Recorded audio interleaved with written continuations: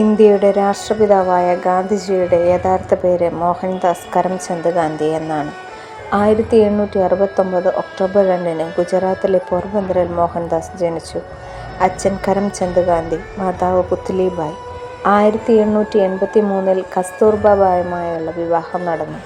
1887 Gandhiji matriculation പരീക്ഷ പാസ്സാവുകയും തുടർന്ന് barrister പരീക്ഷയ്ക്ക് വേണ്ടി ഇംഗ്ലണ്ടിലേക്ക് യാത്ര തിരിക്കുകയും ചെയ്യുന്നു. പിന്നീട് 1897 ദക്ഷിണാഫ്രിക്കയിലേക്ക് പോകുന്നു. അവിടെ വെച്ച് കറുത്ത വർഗക്കാർക്കെതിരെ നടക്കുന്ന വർണ്ണവിവേചനം ശരിക്കും അനുഭവിച്ചറിയുന്നു. അവർക്കുവേണ്ടി സമരങ്ങൾക്കായി നേതൃത്വം നൽകുന്നു. 1901 ഇന്ത്യയിലെ കൽക്കത്ത കോൺഗ്രസിൽ വോളണ്ടിയറായി മാറി. ബ്രിട്ടീഷ് ഭരണത്തിൽ നിന്ന് സ്വാതന്ത്ര്യം നേടാൻ ഇന്ത്യൻ ജനതയെ മുന്നിൽ നിന്ന് നയിച്ച അദ്ദേഹത്തിൻ്റെ വഴികൾ അഹിംസയും സത്യവുമായിരുന്നു. മറ്റ് സ്വാതന്ത്ര്യ സമര സേനാനികൾ അക്രമസമരത്തിൽ വിശ്വസിച്ചപ്പോൾ സമാധാനത്തിൻ്റെ പാതയിൽ നിന്ന് വ്യതിചലിക്കാതെയായിരുന്നു ഗാന്ധിയുടെ പോരാട്ടങ്ങൾ.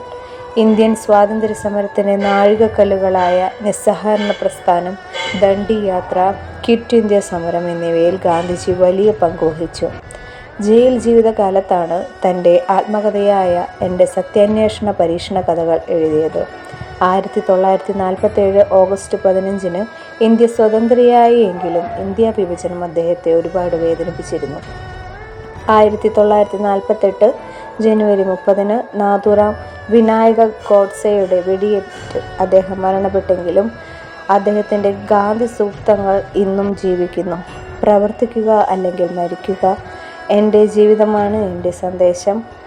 ആദ്യം നിങ്ങളെ അവർ അവഗണിക്കും, പിന്നെ പരിഹസിക്കും, പിന്നെ പുച്ഛിക്കും, പിന്നെ ആക്രമിക്കും, എന്നിട്ടായിരിക്കും നിങ്ങളുടെ വിജയം തുടങ്ങിയവ നമ്മളുടെ മനസ്സിൽ ഇന്നും ജീവിക്കുന്നു.